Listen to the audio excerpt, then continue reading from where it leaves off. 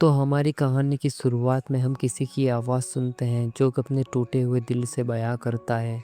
मुझे इस पल में दो बातें समझ में आई। पहली बात, किसी चीज़ या किसी इंसान की कदर तुम्हें तब होती है जब वो तुमसे दूर हो जाती है। और दूसरी, हम किसी को बड़ी आसानी से खो सकते हैं। एक एक्सीडेंट होता है जहाँ पर हमारा मेन कैरेक्टर अपने पूरे परिवार को खो देता है और उस एक्सीडेंट में उसे खुद भी काफ़ी गंभीर चोटें आती है। और उसी पल उसके बाजू में एक लड़की रो रही थी जिसे देखकर वो मन ही मन सोचता है कि क्या मैं इसे भी खो दूंगा। और ये सब सोचकर हमारा हीरो और भी ज़्यादा डरने लगता है। वो लड़की ये देखकर हीरो का हाथ पकड़कर हीरो से कहती है, मैं तुम्हें छोड़कर कहीं नहीं जाऊंगी। और ये सुनने के बाद हमारा मेन कैरेक्टर रोने लगता है। और उसके कुछ समय बाद हमें इनकी क्लास का सीन दिखाया जाता है जहाँ पर लंच का वक्त चल रहा था और हमारा हीरो बैठा था। लेकिन तभी वहाँ एक लड़का आकर उससे कहता है कि हे असानो, प्लीज़ सॉकर मैच में हमारे सपोर्टर बन जाओ। लेकिन भाई असानो अपना मेन कैरेक्टर उन्हें साफ मना कर देता है। और असानो मन ही मन कहता है कि मैं लगातार इन्हें ये 10वीं बार मना कर रहा हूँ। जिसमें से एक लड़का असानो का मुंह देखकर भड़क जाता है और वो उससे कहता है कि तुम हमारे साथ कहीं घूमने क्यों नहीं चलते। तुम्हें ऐसा चुप चुप और मायूस देखकर हमें बहुत बुरा लगता है। और इनकी ऐसी सारी बातें सुनकर हमारा मेन कैरेक्टर काफ़ी ज़्यादा नर्वस हो जाता है जो कि वहीं पर बेहोश हो जाता है। और अचानक की यही हरकत की वजह से क्लास के सारे लोग उसे बहुत ही ज़्यादा शर्मीला मानते हैं। हसानो कहता है कि ऐसी बात नहीं है कि मैं शर्मीला हूँ और मैं खुश हूँ कि ये लोग कम से कम मेरा हालचाल तो पूछ रहे हैं और इन्हें मेरी चिंता भी है। और इतने में वो लड़के वहाँ से चले जाते हैं क्योंकि भाई हसानो कोई रिप्लाई नहीं कर रहा था। और तभी हीरो को पे कोई टिफ़िन रख देता है और हमें पता चलता है कि वहाँ पर मित्सुमी आई हुई है। मित्सुमी असानो से कहती है कि वो लोग तुम्हारे साथ बात करने की कोशिश कर रहे थे, तुम्हें भी थोड़ी कोशिश करनी चाहिए थी। खैर कोई बात नहीं, चलो मैं लंच लाई हूँ। और देखो मुझसे झूठ मत बोलना, तुम अपने काम की वजह से ठीक से खाना भी नहीं खा रहे हो और इसीलिए मैं तुम्हारे लिए तुम्हारी पसंद का खाना लेकर आई हूँ। मित्सुमी की ये सारी बातें सुनने के बाद असानो खाने के लिए मान जाता है। और इसी बीच वहाँ पर वो तीनों लड़के इन दोनों को देख रहे थे, या फिर ध्यान से देखा जाए तो ये तीनों मित्सुमी को देख रहे थे क्योंकि भाई मित्सुमी के पीछे स्कूल का हर एक लड़का पड़ा है। और हमें इन तीनों के जरिए ही पता चलता है कि मित्सुमी और असानो बचपन के दोस्त हैं। खैर अगले सीन में हम मित्सुमी को देखते हैं जो कि असानो से कहती है, मुझे तुम्हारी बहुत चिंता होती है, कहीं तुम जिंदगी भर अकेले ना रह जाओ। तो असानो बोलता है कि आखिर ऐसा बोलने वाली तुम होती कौन हो, और वैसे भी तुम्हें तो जो भी लड़का प्रपोज करता है तुम उसे रिजेक्ट कर देती हो। और मैंने देखा है कि तुम हैंडसम और कूल लड़कों को भी रिजेक्ट कर देती हो। तुम ऐसा क्यों करती हो? जिस पर मित्सुमी कहती है कि तुम्हें इस बारे में सोचने की कोई ज़रूरत नहीं। मित्सुमी असानो से कहती है कि बस तुम्हें इस समय खुद को बदलना चाहिए। और वैसे भी तुम्हारी ऐसी हालत देखने के बाद तुम्हारा परिवार और भी ज़्यादा उदास हो जाएगा। और उसके बाद मित्सुमी हंसकर असानो को खाना खिलाने लगती है। और फिर भाई जब असानो वहाँ पर खाने जाता है, लेकिन भाई तभी वहाँ पर कोई और आकर उसका निवाला खा लेता है। और भाई ये जो निवाला चोर है जो उनके सेंसे है जिनका नाम है हिरोकावा सेंसे, जो देखकर असानो सोचता है कि कबाब में हड्डी साला। और इसी बीच वहाँ पर मित्सुमी कहती है कि सेंसे आप तो लेक्चर देने के लिए विदेश गए हुए थे ना।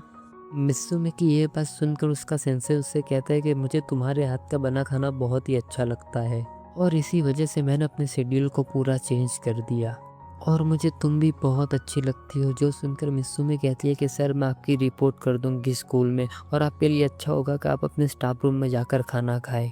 लेकिन सेंसे असानो से कहता है कि स्कूल ख़त्म होने के बाद मुझसे मिलने आना। अब सेंसे की यह बात सुनने के बाद असानो काफ़ी ज़्यादा हैरान हो जाता है और इतना कहते ही सेंसे वहाँ से चले जाते हैं, जहाँ पर असानो को तो भाई कुछ समझ में ही नहीं आ रहा था कि भाई ये हो क्या रहा है मेरे साथ। नेक्स्ट सीन में हम देखते हैं जहाँ पर स्कूल की छुट्टी हो गई और भाई साहब ये लड़के असानो को बाय कहकर वहाँ से जाने लगते हैं।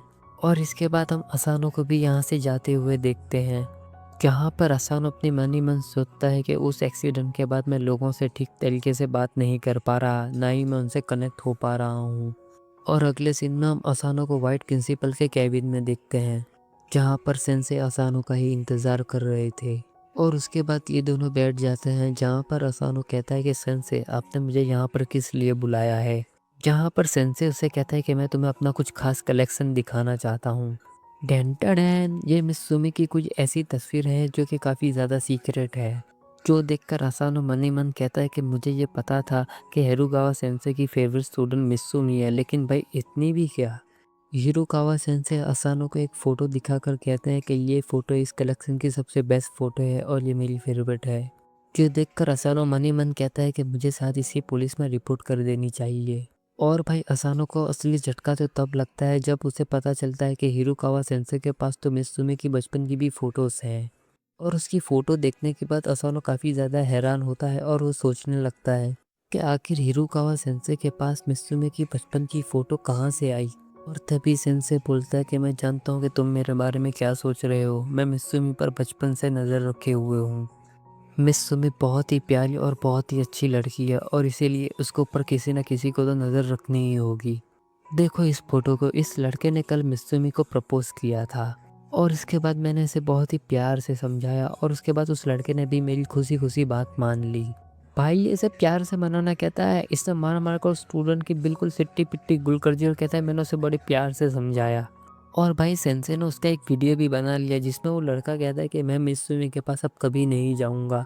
अब भाई ये वीडियो देखने के बाद तो असानो और भी ज़्यादा डरने लगता है और हिरोकावा सेंसे अपने हाथ में से एक चाकू निकाल कर सीधा उसकी गर्दन पर रख देते हैं। जहाँ पर सेंसे बोलते हैं कि तुम मित्सुमी के बहुत ही ज़्यादा करीब हो।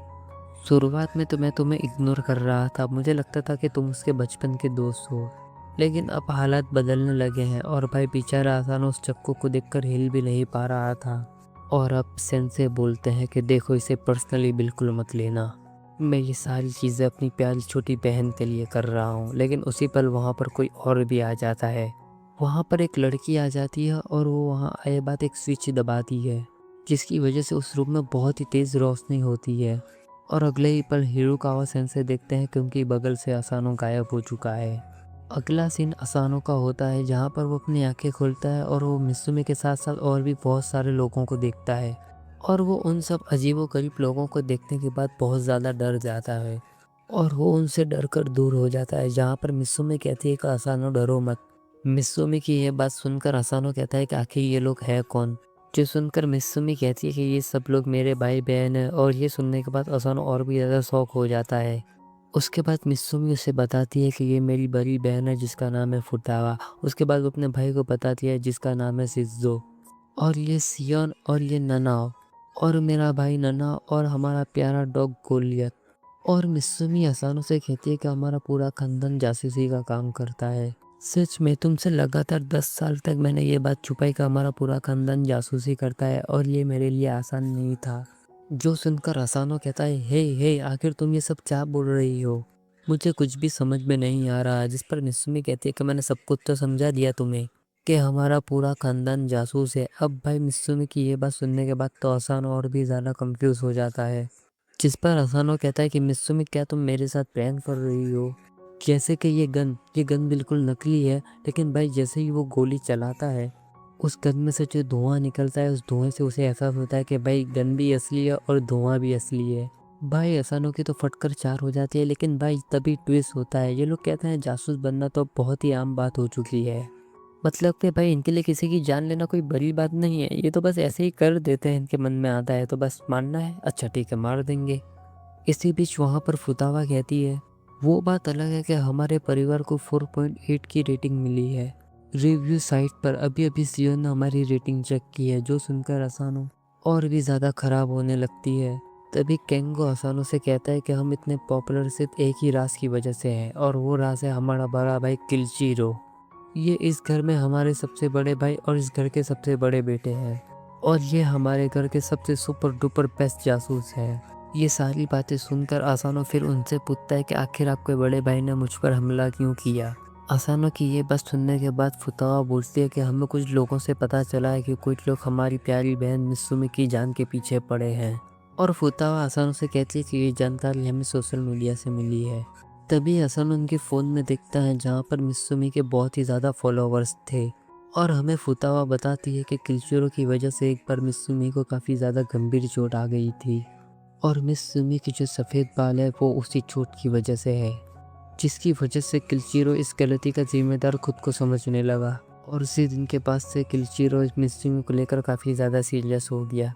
उसने अपनी जॉब और अपना नाम बदल लिया ताकि वो अपनी छोटी बहन मित्सुमी की रक्षा कर सके। और उसके बाद उसने कभी किसी भी लड़के या लड़की को मित्सुमी के करीब नहीं आने दिया। और हाँ, असानो शायद वो तुमसे नफ़रत भी करता हो, लेकिन असानो तुम मित्सुमी के बचपन के दोस्त थे जिसकी वजह से किरीचिरो ने कभी तुम्हें कुछ नहीं किया। लेकिन अब किरीचिरो के पास एक मजबूत और ठोस वजह है जिसकी वजह से वो तुम्हें ख़त्म कर सकता है। जिसके बाद फुतावा असानो से उसके भाई की गलती की वजह से माफ़ी मांगने लगती है। लेकिन इसी बीच वहाँ पर अचानक ज़ोर-ज़ोर से अलार्म बजने लगता है, क्योंकि भाई किरीचिरो असानो को ख़त्म करने के लिए यहाँ पर आ चुका है। लेकिन सियोन उन्हें बताती है कि मैंने यहाँ आने के सारे दरवाजे बंद कर दिए हैं। तो सुनकर फुतावा कहती है कि इन सब चीज़ों का कोई फ़ायदा नहीं, किरीचिरो यहाँ पर कैसे भी पहुँच ही जाएगा। तभी केंगो उठकर कहता है कि चलो जब मिलकर उसका सामना किया जाए। लेकिन तभी फुतावा कहती है कि हमारे जीतने के चांसेस बस 30% हैं। और ऐसा भी हो सकता है कि हम में से कुछ लोग बहुत ही ज़्यादा घायल भी हो जाए। अब फुतावा की ये बात सुनने के बाद असानो और भी ज़्यादा परेशान हो जाता है, क्योंकि असानो को लगता है कि जो कुछ भी हो रहा है वो सब मेरी वजह से हो रहा है। जिस पर मित्सुमी बोलती है कि तुम चिंता मत करो, ये हमारा फैमिली इश्यू है जो कि बरसों से चला आ रहा है। लेकिन इसी बीच वहाँ पर फुतावा बोलती है, मेरे पास एक रास्ता है जिससे तुम बच सकते हो। जो सुनकर असानो कहता है कि क्या रास्ता है, जो सुनकर फुतावा कहती है कि तुम दोनों को आपस में शादी करनी होगी। और ये सुनने के बाद असानो जो एक्सप्रेशन देता है वो इन लोगों को तो बहुत पसंद आते हैं। जहाँ पर फुतावा असानो को बताती है कि हमारे खानदान में एक नियम है कि तुम अपने ही फैमिली मेम्बर को नहीं मार सकते, और तुम्हें हमारे खानदान के अंदर शादी करने के लिए बस इन 2 अंगूठियों को आपस में अदला बदली करनी होती है। और तुम चाहो तो इस अंगूठी को पहन सकते हो जिसकी वजह से किरीचिरो तुम्हें नुकसान नहीं पहुंचा पाएगा। फुतावा पूरी बात समझाने के बाद असानो को कहती है कि तुम इस बारे में क्या सोचते हो। फुतावा की ये बात सुनकर असानो मन ही मन सोचता है कि शादी इसका मतलब एक परिवार होता है। और असानो को फिर से उसी एक्सीडेंट की याद आती है, और उस बारे में सोचकर असानो डरने लगता है, जहाँ पर मित्सुमी कहती है कि मैं असानो से शादी नहीं कर सकती। उसने अभी अभी अपने परिवार को खोया है, जिसकी वजह से असानो का ठीक से बात करना जो छोड़ो, वो तो ठीक से सो भी नहीं पा रहा। वो इस समय अपने परिवार को खोने के दर्द से गुजर रहा है। और अगर हम सब उससे ज़बरदस्ती अपने परिवार में जॉइंट होने के लिए कहेंगे तो उसके लिए काफ़ी ज़्यादा क्रूर होगा। मित्सुमी की ये सारी बातें सुनकर असानो को अचानक अपने दिल में हल्का सा एक अजीब सा दर्द होने लगता है। और वैसे दूसरी तरफ ये लोग अपना प्लान बनाकर अपने बड़े भाई से लड़ने के लिए तैयार हो जाते हैं। और तभी वहाँ मित्सुमी असानो से कहती है कि हमें माफ़ कर देना, तुम मेरी वजह से मेरी फैमिली मैटर में पड़ गए। उसके बाद शिज़ो और केंगो अपना प्लान बनाने लगते हैं, लेकिन तभी वहाँ अचानक किरीचिरो आ जाता है और कहता है कि तुम सब मुझे अपनी फैमिली कहते हो, लेकिन तुम सब ने तो मुझे अकेला छोड़ दिया। जी हाँ, आप सब सही समझे। किरीचिरो कब यहाँ पर आकर बैठ गया इन लोगों को पता भी नहीं चला, और वो साले जालों से बचकर यहाँ पर आया है। लेकिन फुतावा किरीचिरो से कहती है कि तुम इन दोनों से दूर रहो। जिस पर किरीचिरो बोलता है कि तुम नहीं जानते कि मित्सुमी की जान खतरे में है, और हम नहीं जानते कि ये नमूना कितना बड़ा खतरा है। किरीचिरो कहता है कि जब तक मेरी नज़र में ये बेगुनाह साबित नहीं हो जाता तब तक तो मैं इसे नहीं छोड़ने वाला। ये सुनने के बाद फुतावा को गुस्सा आ जाता है, और वो किरीचिरो की टाई पकड़कर उसे जोर जोर से हवा में घुमाने लगती है और उसके बाद सोफे में सीधा पटक देती है। फुतावा की बारिश खत्म होने के बाद ये लोग भी इसे कर अपने भाई से लड़ने लगते हैं, लेकिन उनके हमलों का किरीचिरो पर कोई भी असर नहीं होता, और उसके बाद किरीचिरो हमला करता है। उस हमले में वो शिज़ो और ननाओ को खुद से दूर फेंक देता है। एंड किरीचिरो बोलता है कि मेरे प्यारे भाई बहनों, मैं तुमसे लड़ना नहीं चाहता, बस मुझे उस लड़के को मेरे हवाले कर दो। और तुम जानते हो, अगर तुमने मेरी बात नहीं मानी तो मैं अपने स्पेशल वेपन का यूज़ करूँगा। किरीचिरो के स्पेशल वेपन का नाम है रोप स्पाइडर, और किरीचिरो इनकी मदद से किसी भी चीज़ को बड़ी आसानी से काट सकता है। जिसे देखकर फुतावा कहती है कि तुमसे रुको, इसका सामना मैं करूँगी। शुरुआत में तो फुतावा उसके जालों को बस खुद से दूर फेंक रही थी, लेकिन तभी किरीचिरो उसे अपने जालों से हवा में ही बांध देता है। अब भाई फुतावा की यह हालत देखने के बाद केंगो वहाँ से असानो और मित्सुमी को लेकर वहाँ से भागने लगता है। उसके बाद सियोन अपना फ़ोन निकालकर घर की सिक्योरिटी को ऑन कर देती है, और वो वहाँ पर बहुत ही सारे ड्रोन्स को बुला लेती है। और सियोन के सारे ड्रोन किरीचिरो को चारों तरफ से घेर लेते हैं, और उसके बाद वो सारे ड्रोन्स किरीचिरो पर हमला करते हैं, जिसकी वजह से वहाँ काफ़ी ज़्यादा धुआं हो गया था। और हम अगले सीन में इन तीनों को देखते हैं, जहाँ पर असानो उनसे पूछता है कि वो सब ठीक तो होंगे ना। जिस पर मित्सुमी कहती है कि तुम चिंता मत करो, हमारी फैमिली के रूल के हिसाब से वो किसी को जान से नहीं मार सकता, और ना ही बहुत ही ज़्यादा नुकसान पहुंचा सकता है। और उसके बाद मित्सुमी एक सीक्रेट डोर ओपन करती है, जहां पर केंगो असानो का कोट उतार लेता है। और केंगो असानो से कहता है कि चाहे कुछ भी हो जाए तुम इस दरवाजे में से बाहर मत निकलना। और उसकी ये बात सुनकर असानो मित्सुमी की तरफ देखता है, जहाँ पर मित्सुमी से कहती है कि तुम चिंता मत करो, मैं तुम्हें छोड़कर कहीं नहीं जाने वाली। और मित्सुमी इतना कहकर उस दरवाजे को बंद कर देती है और असानो दिखता रह जाता है। अगले सीन में हम किरचिरो को देखते हैं। हाँ भाई, इस जेंटलमैन ने उन सभी को धूल चटा दी थी और उसने सीगन को भी हरा दिया था। और उसके बाद किरचिरो मित्सुमी और असानो को ढूंढते ढूंढते उनके पास चला जाता है। किरचिरो मित्सुमी से कहता है कि मित्सुमी तुम उसके पास क्यों हो, तुम मेरे पास आ जाओ, मैं नहीं चाहता कि उसके खून के छींटे तुम पर उड़े।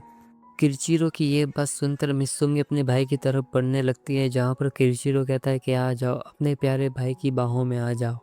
लेकिन भाई अपनी मित्सुमी भी तो एक सीक्रेट एजेंट है, वो गोलियत को उसको ऊपर फेंक देती है और फिर अपने हथियार निकाल लेती है। लेकिन भाई साहब यहाँ पर भी ट्विस्ट है, किरचिरो एक ही बार में गोलियत को भी पकड़ लेता है और वो मित्सुमी के हाथ भी बांध देता है। और उन दोनों को पकड़ने के बाद किरचिरो उसके आकर कहता है कि तुम काफ़ी ज़्यादा इम्प्रेसिव हो, तुमने बहुत अच्छी चाल चली मेरे प्यारे भाई केंगो। और उसके बाद किरचिरो उसका नकाब उतार लेता है और हमें पता चलता है कि ये मित्सुमी नहीं केंगो था।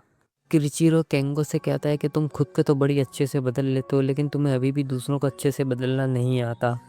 और उसके बाद किरचिरो मित्सुमी से पूछता है कि चलो जल्दी बताओ, तुमने उस नमूने को आखिर कहाँ पर छुपा के रखा है। और भाई किरचिरो का ये सारा दबदबा असानो एक छेद में से देख रहा था। और असानो को मित्सुमी की कही हुई बात याद आती है कि चाहे कुछ भी हो जाए तुम इस दरवाजे में से बाहर मत निकलना। दूसरी तरफ मित्सुमी भी अपना मांस हटाकर किरचिरो से कहती है कि असानो मुझे मारने की कोशिश नहीं कर रहा।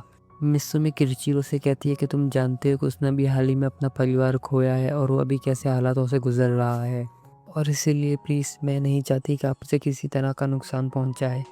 मित्सुमी की ये सारी बातें सुनकर किरचिरो कहता है कि अच्छा चलो मैं उसे कुछ नहीं करूँगा, लेकिन मेरी एक शर्त है, मैं तुम्हें भी घर के बाहर नहीं जाने दूंगा क्योंकि घर के बाहर तुम्हारी जान को खतरा है। तुम्हारा बड़ा भाई होने के नाते तुम्हारी जान की हिफाजत करना मेरी जिम्मेदारी है और मैं अपनी जिम्मेदारी अच्छे से निभाऊंगा। अब ना ही तुम स्कूल जाओगी और ना ही कहीं घूमने फिरना और ना ही तुम दुनिया देखोगी, तुम दुनिया से अपने सारे कनेक्शन को कट कर दोगी मेरे कहने पर। और मैं वादा करता हूँ कि मैं तुम्हें इस पूरी दुनिया से बचाकर अपने पास रखूँगा। जिस दिन तुम्हारा वो एक्सीडेंट हुआ था उस दिन मुझे लगा कि मैंने तुम्हें खो ही दिया था। किरचिरो मित्सुमी से कहता है कि अब मैं वादा करता हूँ कि मैं अपनी जान पर खेलकर भी तुम्हें बचाऊंगा और तुम्हें कुछ नहीं होने दूंगा। और इतना कहते ही किरचिरो अपनी बहन को गले लगाता है और मित्सुमी की तलवार को अपने पेट में धंसा लेता है। किरचिरो की यह हरकत की वजह से मित्सुमी वहीं पर फ्रीज हो जाती है। तभी किरचिरो मित्सुमी के कान में कहता है कि तुम उस लड़के को भूल जाओ और तुम हमेशा बस मेरे पास रहो, जिस पर मित्सुमी हंसकर मान जाती है। मित्सुमी नहीं चाहती थी कि मेरी वजह से असानो को कोई भी तकलीफ हो, लेकिन भाई असानो उसी वक्त उस दरवाजे में से बाहर निकल जाता है और वो बाहर निकल कर कहता है कि मित्सुमी को मेरे हवाले कर दो, जिस पर किरचिरो कहता है कि तुम हमारे फैमिली मैटर से दूर रहो। यहाँ पर असानो कहता है कि तुम बिल्कुल मेरी तरह हो, तुम उन इंसानों को खोना नहीं चाहते जो तुम्हारे दिल के करीब है, लेकिन तुम आखिर जिसकी हिफाजत करना चाहते हो उसका चेहरा तुम्हें देखकर इतना घबराया हुआ क्यों है। और ये बात असानो किरचिरो को कह रहा होता है। और उसके बाद असानो मित्सुमी से कहता है कि जो हमसे फुतावा ने कहा था हम वही करेंगे और अब मेरी चिंता मत करो, अब मैं बिल्कुल ठीक हूँ और तुमने मुझसे वादा भी किया था कि तुम मुझे छोड़कर कभी कहीं नहीं जाओगी। ये बात सुनकर मित्सुमी थोड़ा मुस्कुराती है और वो अपने हाथ में से एक अंगूठी निकालकर असानो की तरफ फेंक देती है। एंड एक तरफ असानो उस अंगूठी को लेने के लिए उस अंगूठी की तरफ दौड़ता भी है, लेकिन भाई किरचिरो अपनी चाल चल देता है। वो असानो को भी पकड़ लेता है और साथ में रिंग को भी पकड़ लेता है, जिसे देखकर किरचिरो कहता है ओह अच्छा, तो ये तुम्हारी नई चाल है।